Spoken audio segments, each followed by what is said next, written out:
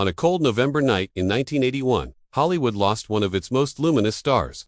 Natalie Wood, the enchanting actress who captivated millions with her performances in West Side Story and Rebel Without a Cause, vanished into the dark Pacific waters off Catalina Island. What should have been a relaxing weekend getaway aboard the yacht Splendor became the stage for one of Hollywood's most enduring mysteries. For over 4 decades, the world has wondered what really happened to Natalie Wood. Little did we know, the truth would prove more devastating than anyone could have imagined. Natalia Nikolaevna Zakharenko, that was the name whispered in hushed Russian tones by her mother, Maria, as she gazed upon her newborn daughter in San Francisco, July 20, 1938.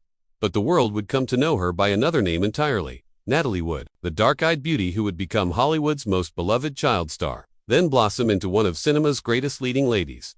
From the moment 4-year-old Natalie stepped onto a movie set, it was clear that destiny had marked her for stardom. Her mother, a former ballet dancer with unfulfilled dreams of her own, saw in her daughter the golden ticket to the glamorous life she'd always craved. Maria Zakharenko was relentless in her pursuit of Natalie's success, driving her from audition to audition, from studio to studio, with the fierce determination of a stage mother who would stop at nothing. The transformation from Natalia to Natalie, it was more than just a name change, it was the systematic construction of a Hollywood fantasy. Every curl was perfectly placed, every smile practiced to perfection, every emotion calibrated for maximum audience appeal. By the age of 8, Natalie had already appeared in Miracle on 34th Street, stealing scenes from seasoned actors with her natural charisma and undeniable screen presence. But beneath the glittering surface of child stardom lurked shadows that would haunt Natalie for the rest of her life. The pressure to be perfect, the constant scrutiny, the loss of childhood innocence. These were the hidden costs of fame that few understood. What the world saw was a radiant young girl living a fairy tale. What they couldn't see was the complex web of expectations,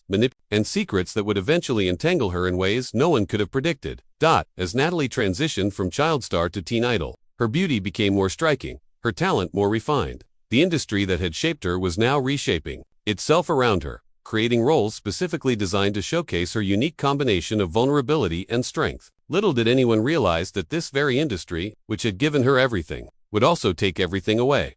The transition from child star to serious actress is a treacherous journey that has claimed many careers. But Natalie Wood seemed to navigate it effortlessly. Her teenage years brought roles in Rebel Without a Cause alongside James Dean, where her portrayal of Judy, the troubled teenager searching for love and acceptance, struck a chord with audiences worldwide. But what viewers saw on screen was just a fraction of the complex reality of Natalie's life. Behind the cameras, Natalie was struggling with the weight of expectations that had been placed upon her shoulders since childhood. Her mother's iron grip on her career had never loosened, and Maria continued to orchestrate every aspect of her daughter's professional and personal life. The young actress was living in a gilded cage, her every move scrutinized, her every relationship analyzed for its potential impact on her career. The studio system of the 1950s was a machine that consumed young talent, and Natalie was no exception. She was subjected to the same pressures as her contemporaries: the rigid contracts, the carefully crafted public image, the constant demand to be on whenever she stepped outside her door. But for Natalie, there was an added layer of complexity. She was beautiful enough to be desired by powerful men in the industry, yet vulnerable enough to be easily manipulated. It was during this period that whispers began to circulate about incidents that would remain buried for decades. In 2018, her sister Lana would reveal in a podcast that Natalie had been the victim of sexual assault as a teenager, an attack that occurred during what was supposed to be an audition at the Chateau. The assault, according to Lana, went on for hours, and involved a powerful movie star whose name Natalie would later refuse to hear spoken.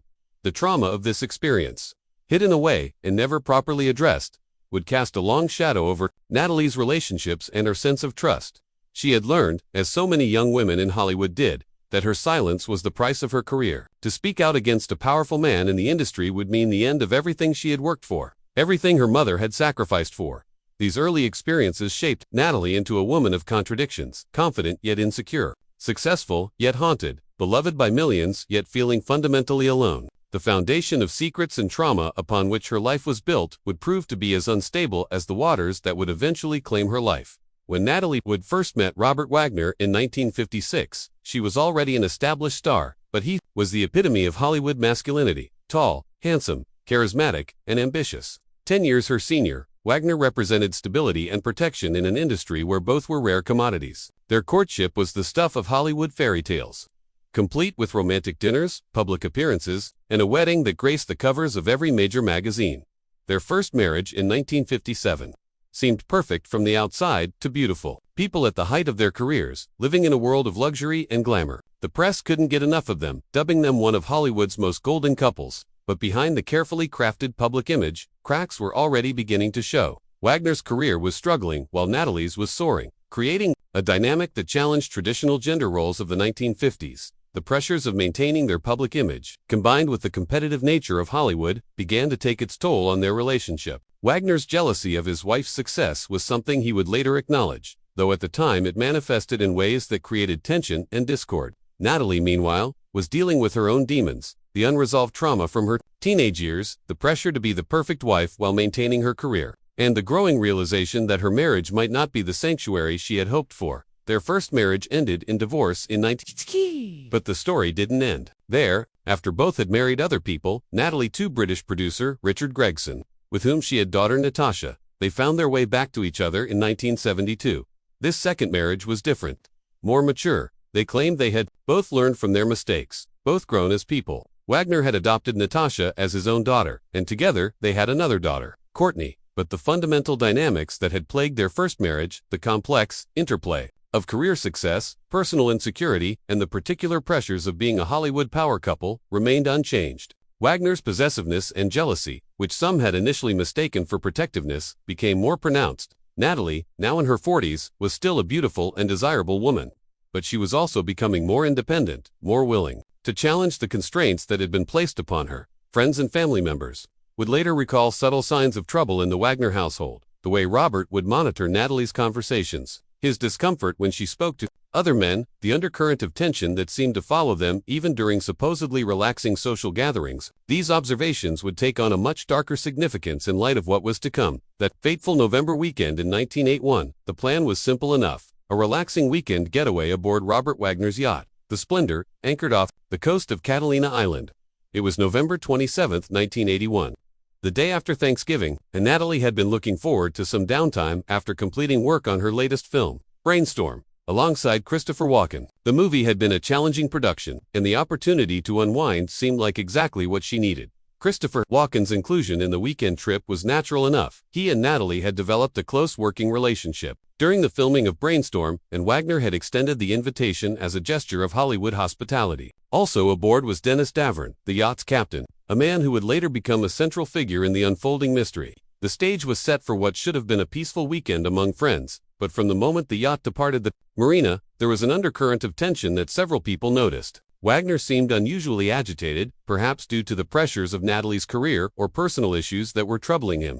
Natalie, meanwhile, appeared to be enjoying Walken's company, something that didn't go unnoticed by her husband. The actress had always been naturally warm and engaging, but Wagner's jealousy had a way of turning innocent interactions into perceived threats.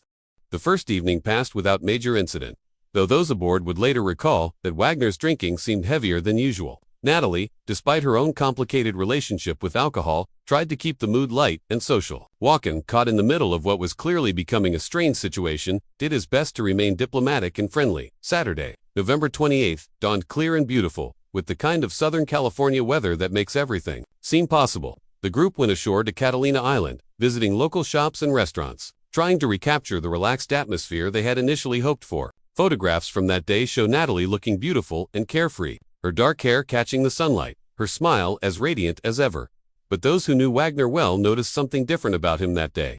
He seemed distracted, almost paranoid, watching Natalie's every interaction with intense scrutiny. When she laughed at something, Walken said, Wagner's jaw would tighten. When she spoke to strangers or signed autographs for fans, his eyes would narrow. The seeds of jealousy and suspicion that had always been part of their relationship were growing into something far more dangerous. As evening approached and the group returned to the yacht, none of them could have imagined that within hours, one of Hollywood's most beloved stars would be gone forever, leaving behind a mystery that would haunt everyone who survived that night. The dinner aboard the Splendor on the evening of November 28, 1981, would be remembered by those present as one of the most uncomfortable meals of their lives. What had started as a friendly gathering among colleagues had devolved into something much darker and more volatile. The wine flowed freely, but rather than creating a convivial atmosphere, it seemed to amplify the tensions that had been building. Throughout the weekend, according to Dennis Davern's later testimony, the evening began cordially enough. Natalie had prepared herself carefully for dinner. wearing a red jacket over a nightgown, an outfit that would later become crucial evidence in understanding the timeline of events. She looked beautiful, as always, but there was something in her demeanor that suggested she was trying perhaps a little too hard to maintain normalcy. The conversation during dinner centered on the film industry, shared acquaintances, and upcoming projects. Walken, known for his intelligence and wit, was his usual charming self, regaling the group with stories from various film sets. Natalie laughed at his anecdotes, engaged with his observations about acting, and seemed to genuinely enjoy his company. To any outside observer, it would have appeared to be exactly what it was supposed to be: friends, relaxing and enjoying each other's company. But Wagner was seeing something entirely different. In his mind, every smile Natalie directed at Walken was a betrayal. Every laugh was evidence of an attraction that threatened his marriage. His drinking increased as the evening progressed, and his comments became more pointed, more aggressive. The other guests began to feel the shift in atmosphere, the way conversations suddenly became charged with unspoken tensions. Walken, despite his reputation for being somewhat eccentric, was actually quite perceptive about human dynamics, and he began to sense that his presence was creating problems. He tried to deflect Wagner's increasingly hostile comments with humor, attempted to include Wagner more directly in conversations, but nothing seemed to ease the growing strain.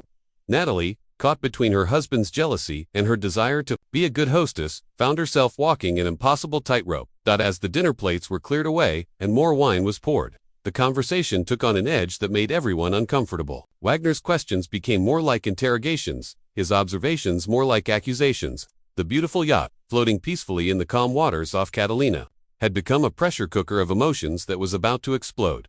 Davern Wood later described feeling like an unwelcome observer of a marital drama that was spiraling out of control. As the hired help, he knew his place was to remain invisible, but what he was witnessing was becoming impossible to ignore. The seeds of the tragedy that would unfold within hours were already being sown around that dinner table, watered with wine and fertilized with jealousy, insecurity, and decades of unresolved marital tensions. As the evening progressed, the simmering tensions that had been building throughout the weekend finally erupted into open conflict. What had begun as pointed comments and uncomfortable silences escalated into a full-blown argument that would be heard and remembered by witnesses for decades to come. The catalyst, as it had been all weekend, was Wagner's perception of his wife's relationship with Christopher Walken.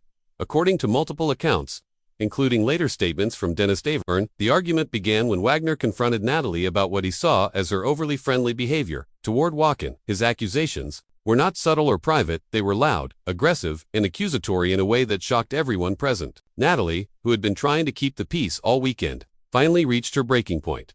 The fight that followed was described by those present as one of the most intense marital arguments they had ever witnessed. Wagner's jealousy poured out in a torrent of accusations and recriminations, while Natalie defended herself with the fierce independence that had always been part of her character. The woman who had been shaped by years of Hollywood politics and personal trauma was not about to be intimidated, even by her own husband. Walken, caught in the middle of this domestic explosion, found himself in an impossible position. Attempts to calm the situation or excuse himself were futile. Wagner's rage had found its target, and he seemed determined to force a confrontation. The actor, despite his own reputation for intensity, was reportedly shaken by the violence of Wagner's emotions and the obvious distress it was causing. Natalie. The argument reached its climax when Wagner, in a fit of rage, grabbed a wine bottle and smashed it against the table. The sound of breaking glass cut through the night air like a gunshot, and for a moment, everyone froze. The symbolism was not lost on anyone present. The civilized veneer of their gathering had been shattered just as completely as the wine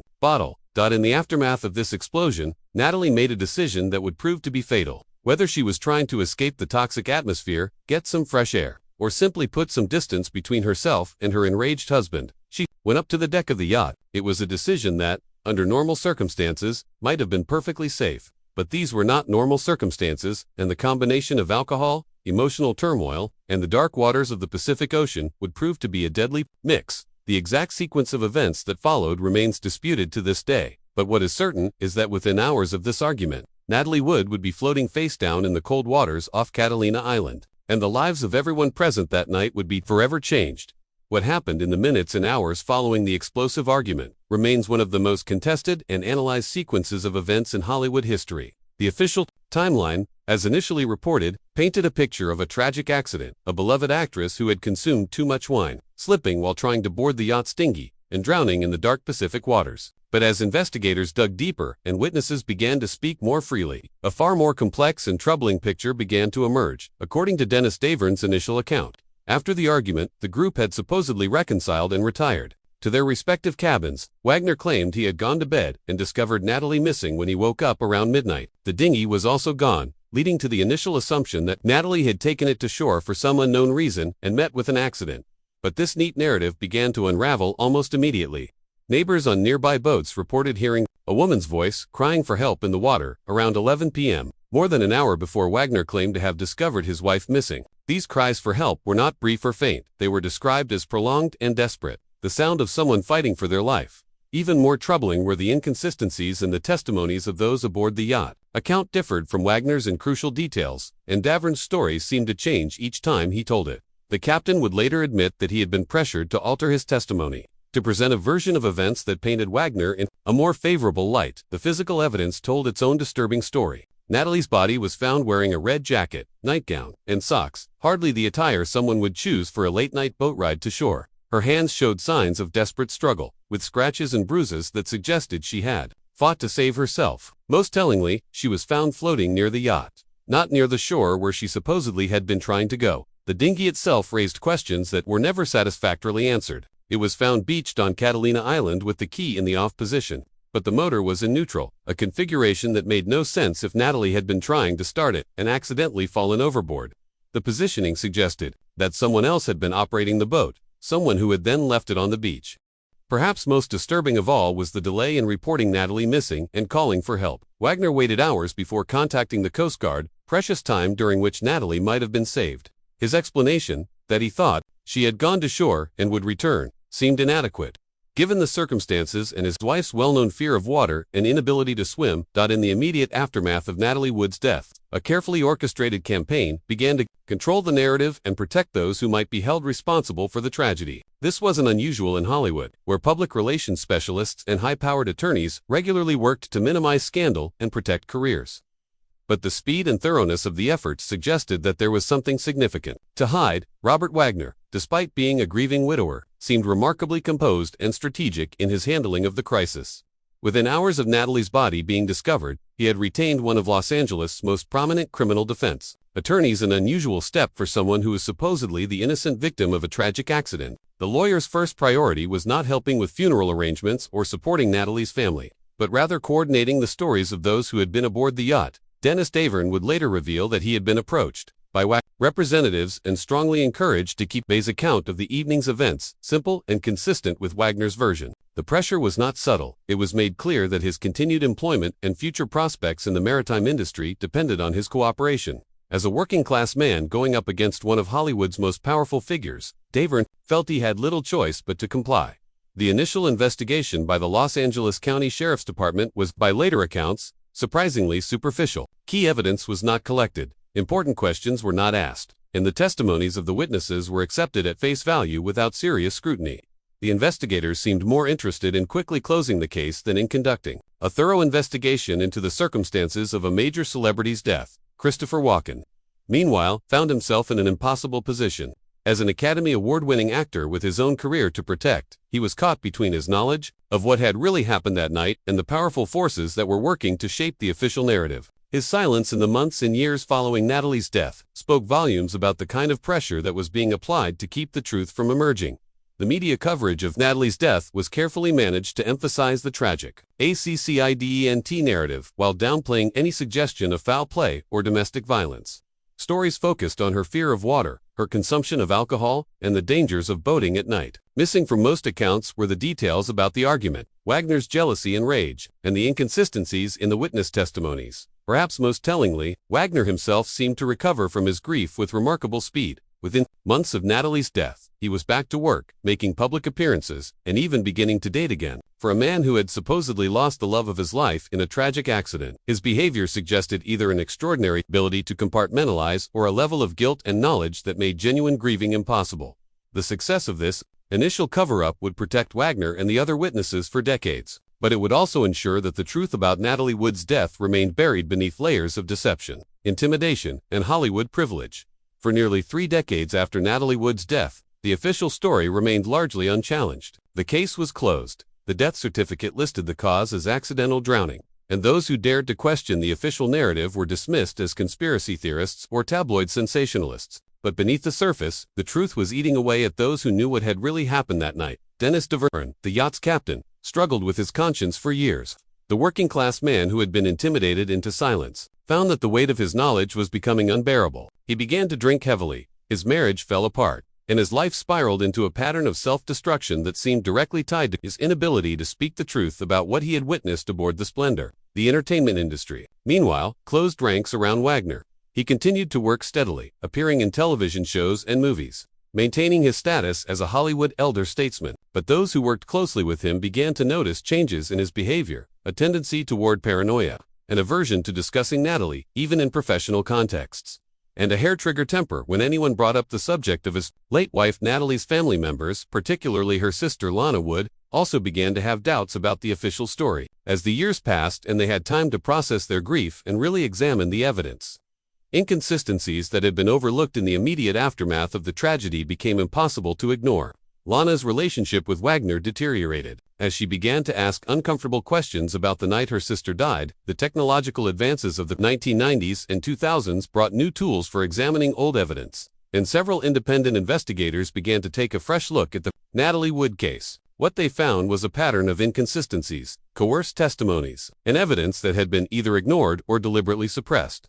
The more they dug, the more obvious it became that the official story was not just incomplete, it was actively misleading. In 2008, the publication of Goodbye Natalie, Goodbye Splendor by Marty Rooley and Dennis DeVerne marked the first serious challenge to the official narrative in decades. DeVerne's decision to finally tell the truth about what he had witnessed that night sent shockwaves through Hollywood and prompted calls for the case to be reopened. The book revealed details that had been suppressed for nearly 30 years. The extent of Wagner's jealousy and rage, the violence of the argument that preceded Natalie's death, the delay in calling for help, and the pressure that had been applied to witnesses to alter their testimonies. Most damaging of all, DeVerne revealed that he had heard Wagner and Natalie arguing on the deck of the yacht shortly before she disappeared, and that Wagner had done nothing to help her when she fell into the water. The publication of these revelations created a firestorm of controversy and media attention. Wagner's representatives immediately went into damage control mode, attacking DeVerne's credibility and motivations. But the damage was done. The carefully constructed wall of silence that had protected Wagner for decades had finally been breached, and the truth was beginning to emerge. In November 2011, exactly 30 years after Natalie Wood's death,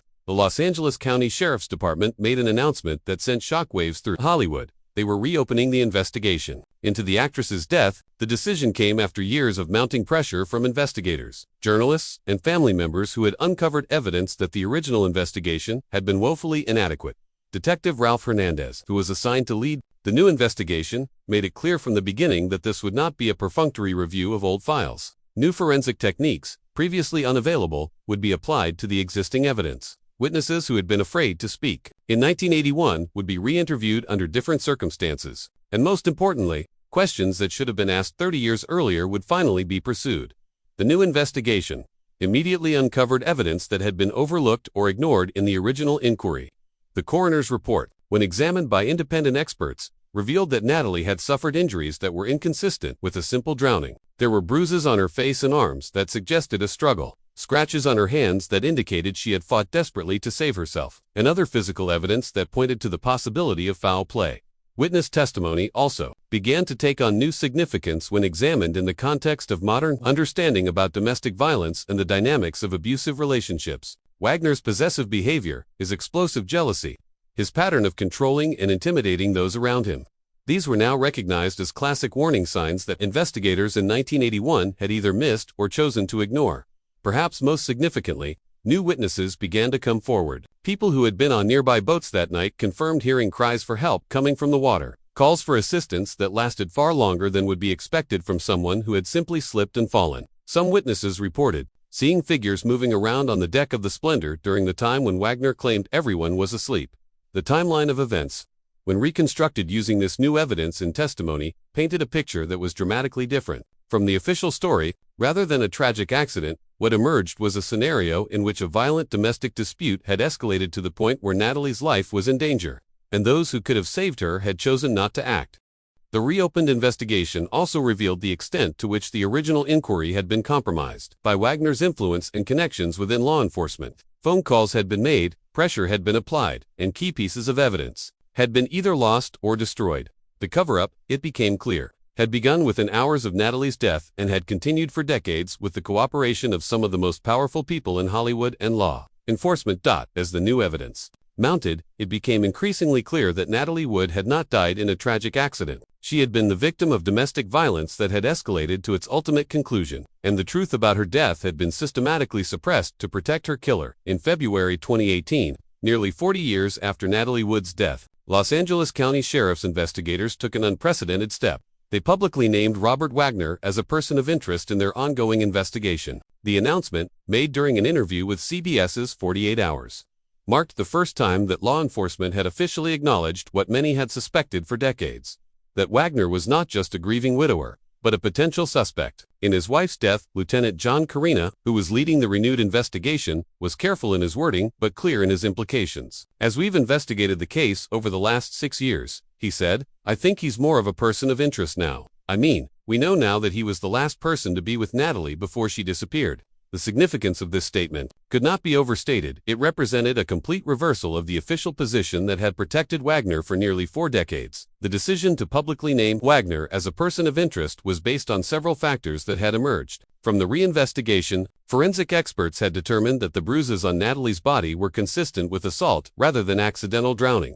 Witness testimony had been reevaluated and found to contain significant inconsistencies that pointed to a coordinated effort to conceal the truth. Most importantly, new witnesses had come forward with testimony that directly contradicted Wagner's account of events. One of the most damaging pieces of new evidence was testimony from people on nearby boats who reported hearing a woman's voice crying for help in the water, followed by a man's voice shouting, "Hold on, we're coming to get you." But no rescue attempt was ever made, and the Coast Guard was not called for hours after these cries were heard.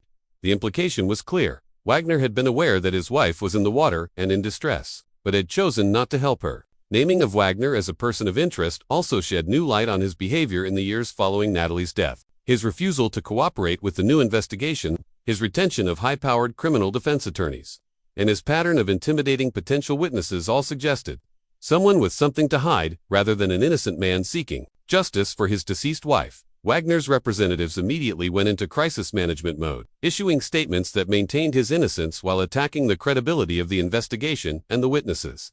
But the damage to his reputation was significant and lasting. The man who had been one of Hollywood's most beloved leading men was now publicly associated with one of the industry's most notorious unsolved murders.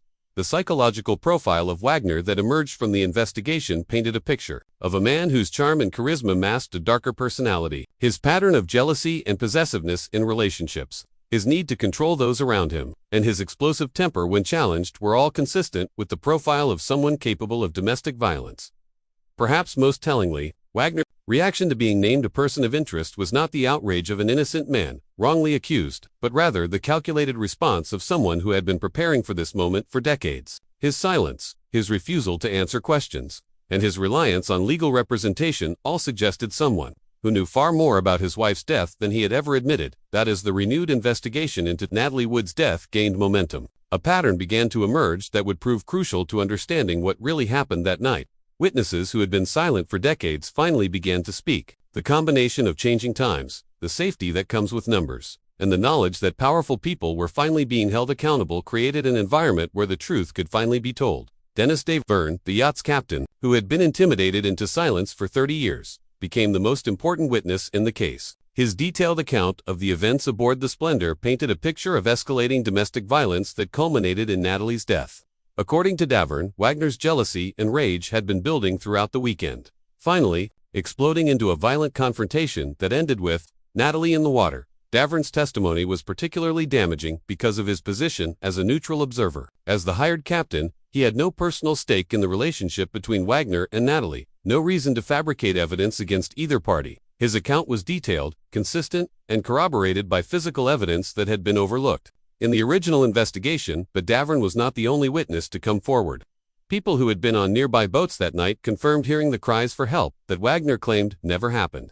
Restaurant workers from Catalina Island recalled seeing the tension between Wagner and Natalie during their final day together. Even some of Wagner's own friends and associates began to speak about behavior patterns they had witnessed over the years. One of the most compelling new witnesses was Marilyn Wayne, who had been on a nearby boat with her friend that night. Wayne testified that she had heard a woman's voice calling for help in the water, cries that went on for at least 15 minutes. She and her companion had wanted to investigate, but their boat captain had been afraid to get involved with what might be happening on a celebrity's yacht. Wayne's testimony was significant not just because of what she heard, but because of what happened afterward. She reported seeing a searchlight from the direction of the splendors sweeping the water, suggesting that someone on the yacht knew that Natalie was in the water and was looking for her. This directly contradicted Wagner's claim that he had been asleep and unaware of his wife's disappearance. The psychological impact of these witnesses, finally speaking out, cannot be understated. For decades, they had carried the burden of knowing that a woman had died while they remained silent. The guilt and trauma of this knowledge had affected their lives in profound ways, and their decision to finally tell the truth was as much about their own healing as it was about seeking justice for Natalie. The pattern of witness intimidation that emerged from their testimonies also revealed the extent of the cover-up that had protected Wagner for so long. People had been threatened, careers had been damaged, and lives had been disrupted to maintain the fiction that Natalie's death was